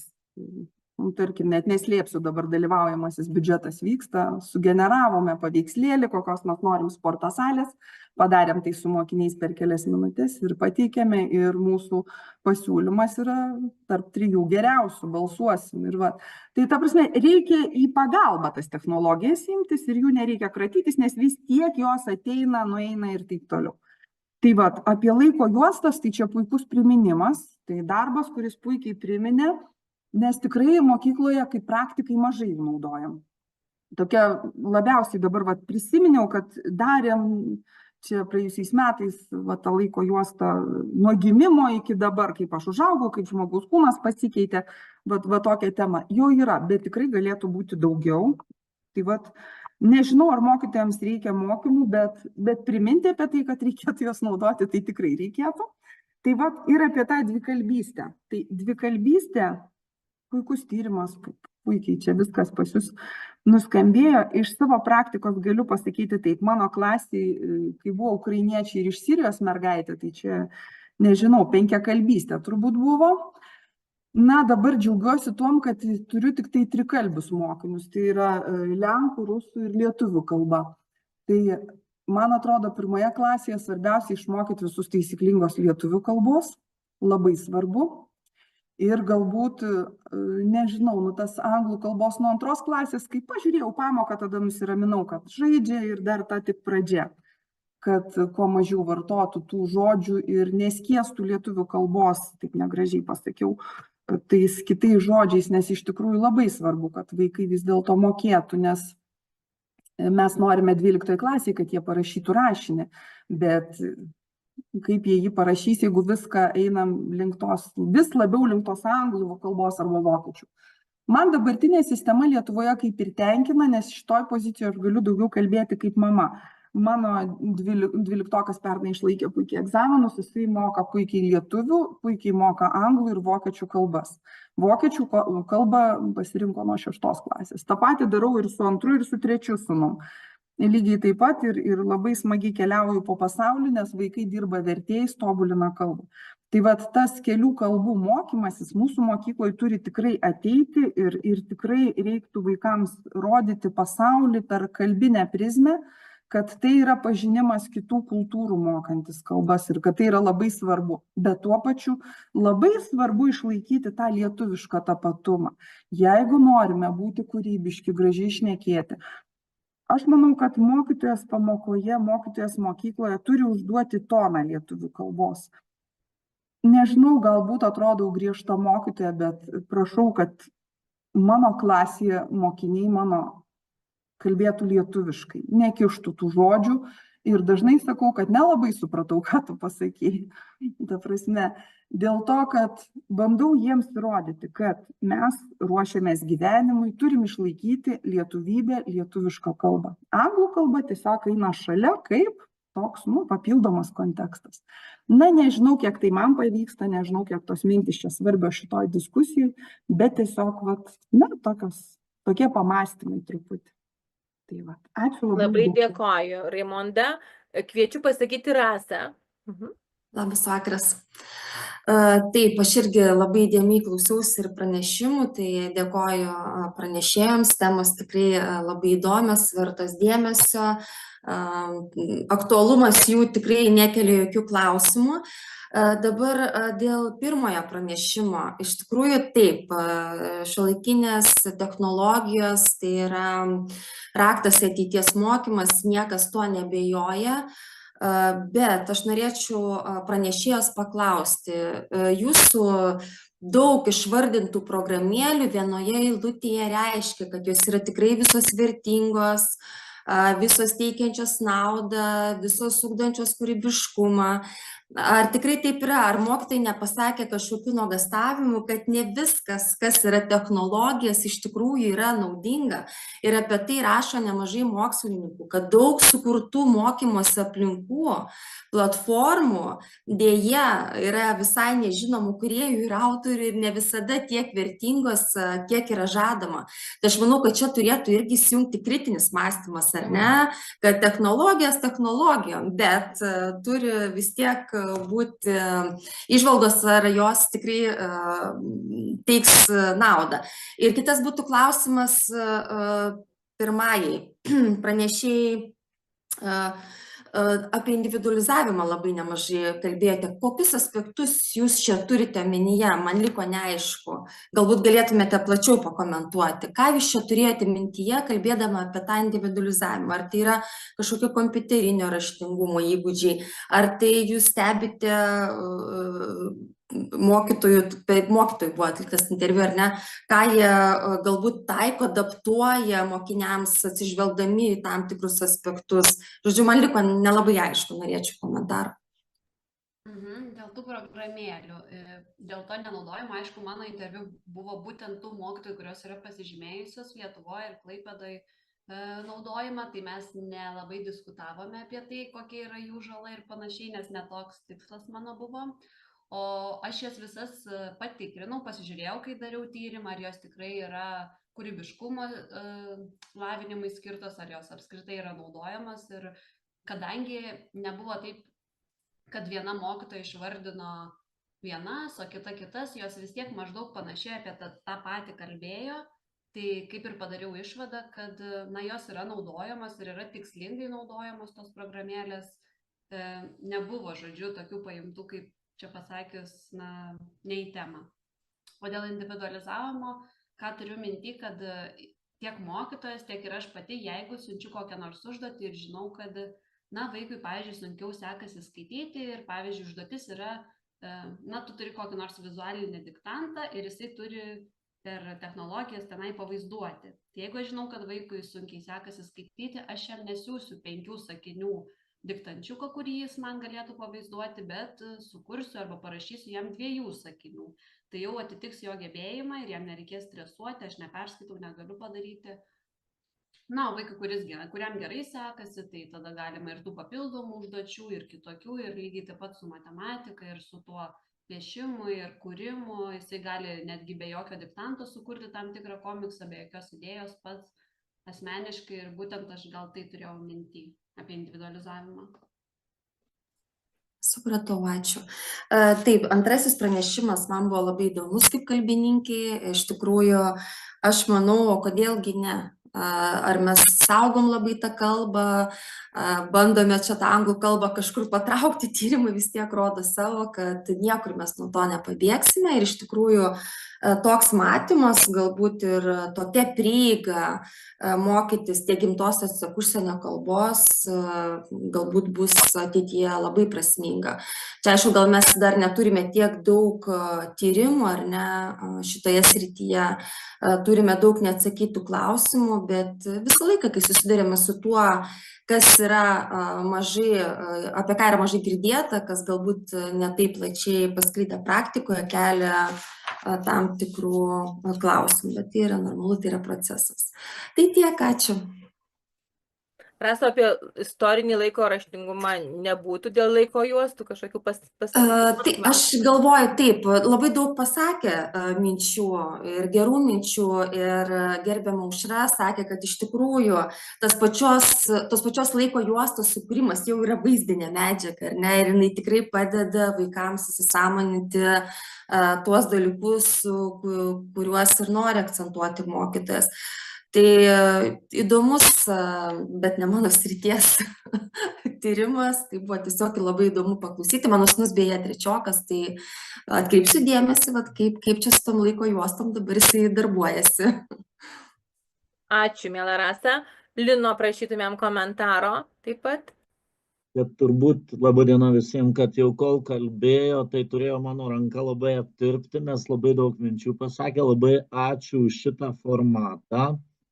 Tokį, aš tiesiog keletą klausimėlių, nes labai pritariu, ką čia kalbėjo kolegos. Tai vienas klausimėlis ten, kur buvo, man tuo metu truputėlį trukinėjo ryšys dėl tyrimo IKT, kur buvo su tėvais. Ar ten visada viskas taip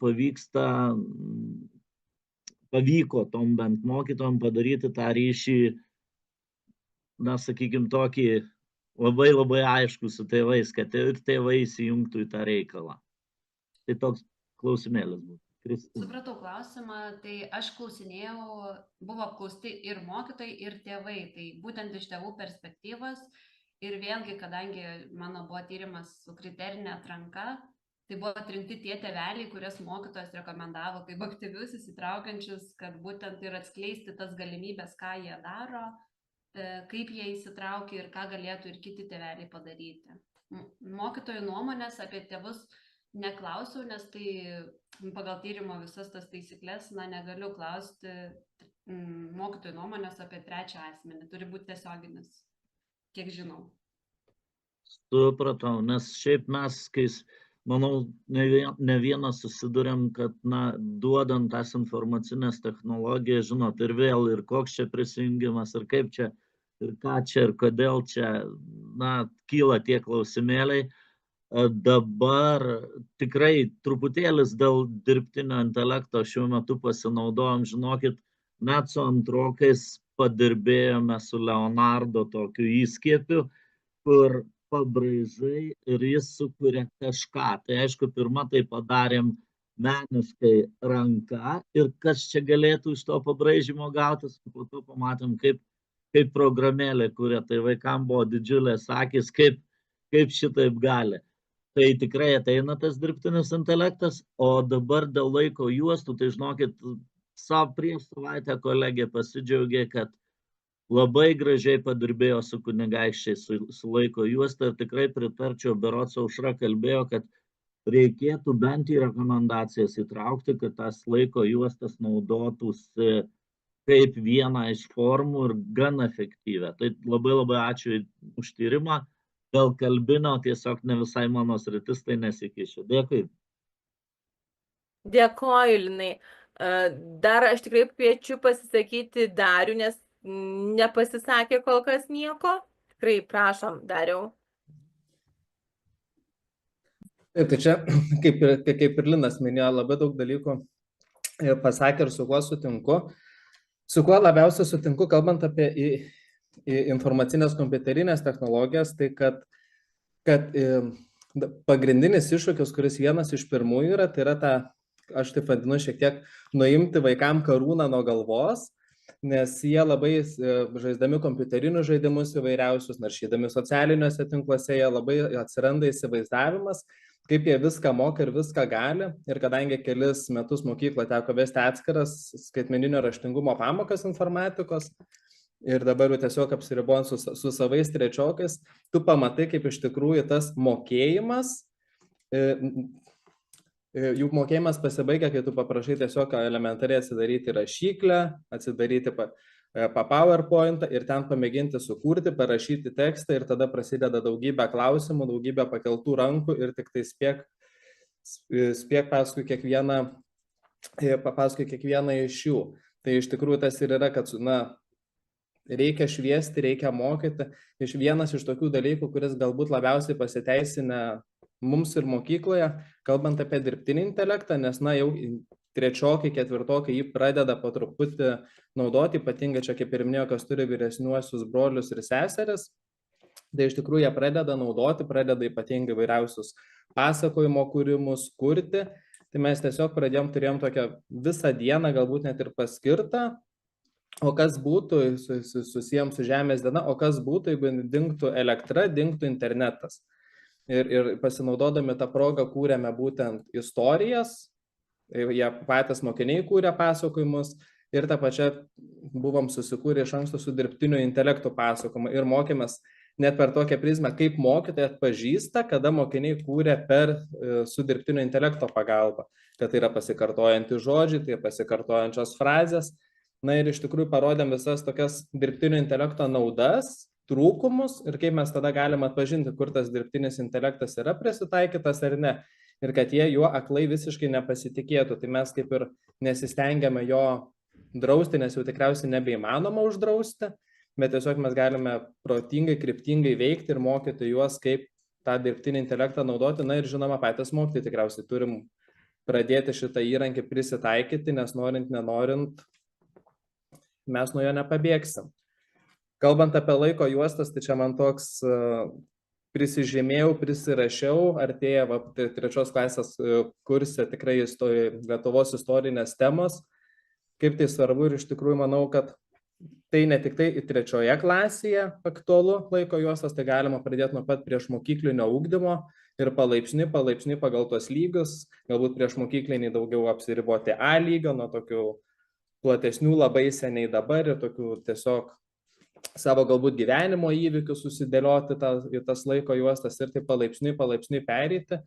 Ir kadangi jau antroji laida sukas pradinukų, tai puikiai žinau, kaip veikia laiko juostos, kokia yra jų nauda, susiprasti ir net kartais tas pačias laiko juostas pritaikome kalbiniam ugdyme, teksto analizė, išrikiuoti įvykius pagal seką. Tai iš tikrųjų, manau, labai naudingas įrankis ir kartais mes apie jį per mažai kalbame, dėl to labai džiaugiuosi, kai tokia savotiška bendraminčių grupė susirinka ir taip pasidiskutuojam ir pasidalinam įžvalgomis ir kartais net ir prisimenam tam tikrus dalykus.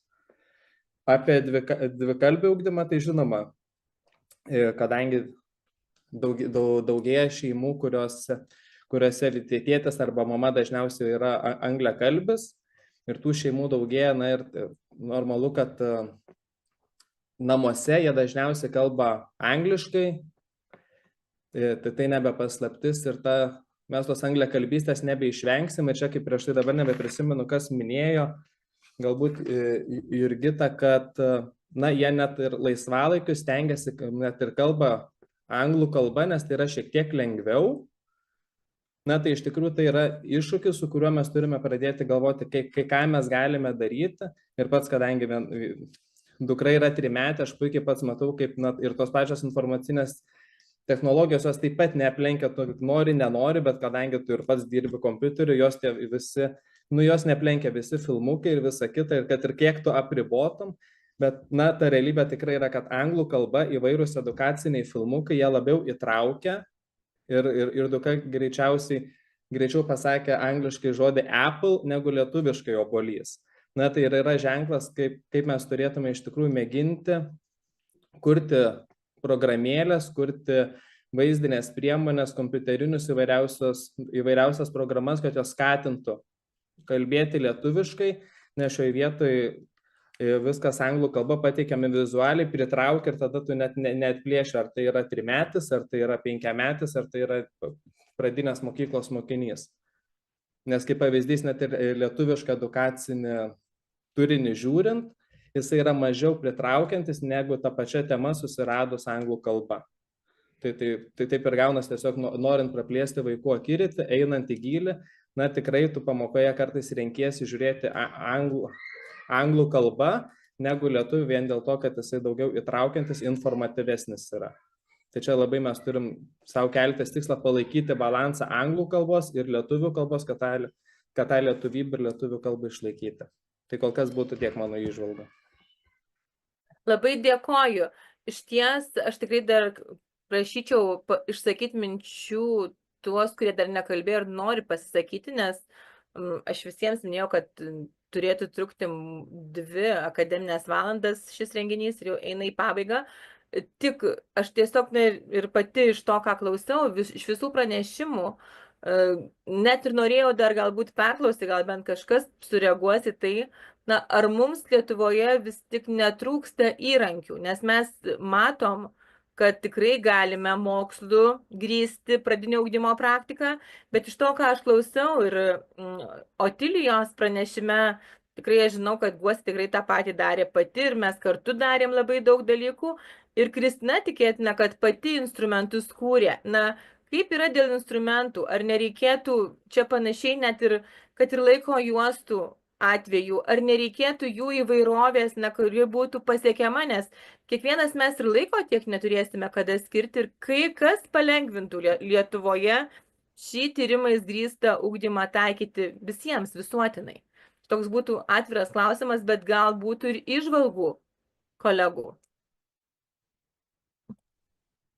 Tai aš galiu tik pratęsti tavo mintį, bet kartu ir savo mintį pratęsti, kad jeigu programoje nėra išdetalizuota, tai nėra laikoma labai kažkokių reikalingų, reikšmingų ar kažkokių dalykų, nors, kaip sakiau, programoje ne vienas teiginys sako rikiuoti, o rikiuoti tai ir yra ne ką kitą daryti, o dėlioti sekas. Tai aš galvoju, jeigu tam skirti kažkokius tai išteklius, kaip kad būna metodinė ta pagalba, tai gal būtų ir visai neblogai. Tik vėl grįžtu prie savo to irgi minėto klausimo, prie kokybės klausimo, kad turi būti ir kokybiški tie šablonai ar kažkas tai tokio sukurta, kad neprieštarautų ir mokslui, ir kad nebūtų primityvus, kaip čia pasakyti, kiaušinis, viščiukas, višta. Turėtų būti jie atitinkamo lygio ir kokybės. Aš tik tą norėjau pasakyti. Tai va, aišku, mokytojams būtų pagalba ir šiaip mes turbūt ne vienas jau iš mokytojų žinome, kad daugelį užsienio šalių tikrai pridėta tų šablonų įvairiausių parengtų ir minčių žemėlapių, visokių tokių paruoštukų. Tai jeigu mūsų tose portaluose atsirastų, tai tikrai būtų mokytojams tik į pagalbą. Ačiū. Gal dar būtų tikrai minčių ir norinčių pasisakyti ir sureaguoti iš to, ką girdėjote, nes nuskambėjo daug gerų idėjų, daug gerų minčių, kaip galima plėtoti. Ir aišku, ties kiekvienu klausimu galim diskutuoti, kad tik nebūtų perlenkta lazda į tą vieną pusę. Kaip išlaikyti tai, kad būtų ir to, kaip būtų lygsvara tarp visų metodikų. Kas dar galėtų pasisakyti? Matau, Guostė taip ypatingai dar taip klauso. Gal kilo kažkokių minčių ir pačiai? Iš tikrųjų, labai daug minčių dabar kilo dėl būtent tų instrumentų trūkumo, nes kai pagalvoju, kiek vienai pamokai reikia pasiruošimo, kad parengti ir pagalbinę sistemą, ir užduočių banką, ir refleksijas, ir sužadinimą, ir viską, tad jeigu būtų kažkokia duomenų bazė, kurioje galėtų kad ir tyrėjai dalintis savo parengtais instrumentais, tai iš tikrųjų kaip palengvintų gyvenimą, nes kiek vyksta tų tyrimų ir kiek skirtingų žmonių skirtingus tuos laukus apima, kas ima gamtamokslinį lauką, kas visuomeninį, kas kalbas, kad nors kažkokia tokia bazė būtų, iš kurios būtų galima kelioms nors pamokoms pasimti tų instrumentų ir priemonių ir užduočių, tai būtų čia kažkas tikrai labai gero. Gal dar Irma pasisakytų, nes Irma taip sureagavo iš karto, o savo požiūrio gal ir mažiau atskleidė. Prašau. Aš iš tikrųjų mokau vaikus visko, ir informatikos, ir istorijos, ir lietuvių, ir matematikos, ir folkloro, ko tik nori. Patirtį turiu didžiulę ir iš tikrųjų ir laiko juostas taikau jau ir ne vienus metus, jau gal kokių 10 metų, iš tikrųjų tai pasiteisinęs labai dalykas ir vaikam labai įdomu ir patinka ir tikrai suvokia trečiokai, ketvirtokai puikiai laiko juostas ir tikrai gali jas daryti patys. Nežinau, reikia kažkokio specialaus įrankio laiko juostom kurti, tiesiog mes piešiam, net ir per dailės pamoką piešiam pasirinktą įvykį, paskui piešinius nuskanavau, vaikai įgarsino savo faktą, kas vyko jo piešinyje ir mes sukūrėm laiko juostos filmą tiesiog patys savo, pasidarėm ir turim kaip mokomąją medžiagą. Tai iš tikrųjų čia nuo mokytojo noro taikyti, nuo mokytojo pasiruošimo labai daug kas priklauso, kiek mokytojas turi laiko, noro ten kažką sugalvoti kitaip, kad vaikam būtų lengviau išmokti. Iš tikrųjų, pradinukai yra gyvenimo džiaugsmas, iš tikrųjų, kaip aš įsivaizduoju mokytojui, nes jie dar visko nori, jie labai visko susidomi ir nori išbandyti. Jeigu apie informacinės technologijas, tai aš tikrai nesutinku, kad programų taikymas tiesiog ugdo kūrybiškumą. Mano patirtis tokia, kad jeigu vaikas ten įjunkėsi kompiuterinius žaidimus ir žiūrėti tik televizorių, tai jo kūrybiškumas kaip tik krenta. Kūrybiškumas ugdomas tada, kai vaikas pats kažką naudodamasis tom programom kuria. Aš sutinku, kad Scratch ir tai vedlių programą naudojant, mes vis tiek vaiką turim pamokinti. Pats vaikas iš savęs jau, kai turi patirties, tada jau jisai daugiau išmoksta ir jau gali kūrybiškai taikyti tas žinias. Bet pradinukas jis toks, kad nori, nenori, mokytojas turi jam parodyti, kaip naudotis tą programą. Tai pirmas žingsnis būtų vis tiek išmokyti vaiką naudotis programą, o tik tada jau papildomas užduotis kažkokias siūlyti, kūrybiškas, kad tas kūrybiškumas atsiskleistų. Pavyzdžiui, mes kai programuojam Lego konstruktorius, tai jie sukonstruoja labai noriai, su programėlė suprogramuoja juos, bet aš tada skiriu, Daiva, turbūt iš tavo darbo pasivoktą, jeigu arba pasiskolintą idėją, kad turi sukurti pasakojimą apie tai, ką jie sukonstravo. O va tai jau tada kūrybiškumo ugdymas. Tai vėlgi čia visa tai priklauso nuo to, kaip mokytojas sureguliuoja, suvadovauja, ar mokytojas nori ugdyti tą kūrybiškumą, ar jis supranta, kad reikia jį ugdyti ir kaip jį ugdyti.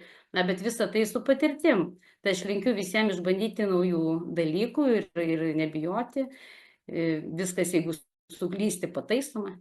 Viskas sekasi, kai bandai ir kai nori. Tai visiems norėti, bandyti ir taikyti naujoves.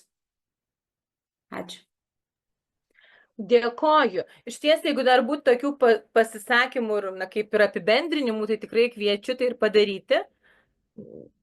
Nes tam ir gal yra ir klausytojų, kurie norėtų pasisakyti. Tikrai junkitės mikrofoną ir pasakykit. Nes minčių tikrai kilo daug ir aš kuo džiaugiuosi ir mūsų pačių nuomonių įvairovę, nes tikrai, kiekvieno klausimo mes negalim vertinti vienareikšmiškai, nes yra vieni elementai, bet gali praktikoje būti ir visai kitaip. Ir tai yra visiška tiesa. Ir ypatingai pradinio ugdymo didaktikoje tai yra būdinga. Šties net pats būdas gali vieniems būti labai naudingas, o kitiems kaip tik žalingas. Gal kažkas dar tikrai pasisakytų? Aš gal turiu. Prašau. Prašau. Prašau, Jurgita. Vieną dalyką buvau pasižymėjusi, tiesiog gal iš kalbos dar nuskambėjo vienas, dabar neprisiminsiu, man atrodo, paskutinio pranešimo tokia frazė dėl porų, dėl bendradarbiavimo grupėse arba porose. Tai tiesiog buvo pasakyta, kad galbūt silpnesnis su stipresniu poroje, tai šitoje vietoje galbūt mano tokios įžvalgos, žiūrint kokia situacija. Aš praktikoje iš tikrųjų labai laviruoju, žiūrint kokį tikslą turi. Jeigu nori, kad iš tikrųjų tas vaikas, kuris yra silpnesnis, mokytųsi iš stipresnio arba ugdytųsi tas stipresnis vaikas, komunikavimo, aiškinimo, būtent tuos gebėjimus, nes iš tikrųjų sakome, kad vaikas išmoka tada, kai geba paaiškinti kitam. Bet kitu atveju, stebiu galbūt iš praktikos, kad tie vaikai, kurie yra stipresni, kai yra kažkokios kūrybinės, sudėtingesnės užduotys, jie nori bendradarbiauti su panašaus lygio vaikais. Tai čia aš taip irgi tokią, manau, turiu įžvalgą, kad labai nuo situacijos priklauso. Ne visada mes turėtume stipresnius vaikus įgalinti, tik tai būti, tais mokytojais silpnesniam, bet ir auginti savo gebėjimus su panašaus lygio vaikais, kad kaip tik jie tobulėtų greičiau ir galėtų atsiskleisti, savo porose, komandose, kur vienas iš kitom pasimoko ir būtent stipresni. Dėkoju, Jurgita. Prašau, Dariau.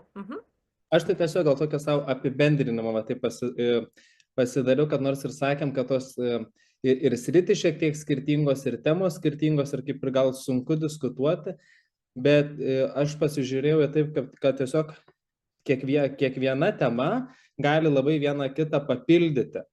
Ir tiek kalbant apie kalbinį ugdymą, informacinės technologijas, tą patį visuomeninį ugdymą, tai gali vieną kitą labai papildyti, praturtinti ir duoti labai puikų rezultatą, nes ir mokantis kalbų mes galim tą patį dirbtinį intelektą pasitelkti, kiek įmanoma, nes ir patys dabar mėginom kurti iliustracijas, kiek tiksliai reikia įvardinti žodžių, detalių parašyti, jau tą pačią lietuvių kalbą, kad sukurtų kiek tam norima mum vaizdą. Ir lygiai taip pat su visuomeniniu ugdymu. Tai aš tiesiog įsinešu tokią žinutę, kad nors ir iš pirmos pažiūros tos temos yra skirtingos, bet iš tikrųjų tarpusavy jos yra labai susijusios, tik taip turime patys turėti to tokio noro mėginti sieti, integruoti visas šitas temas ir tada, manau, turėsim labai puikius rezultatus.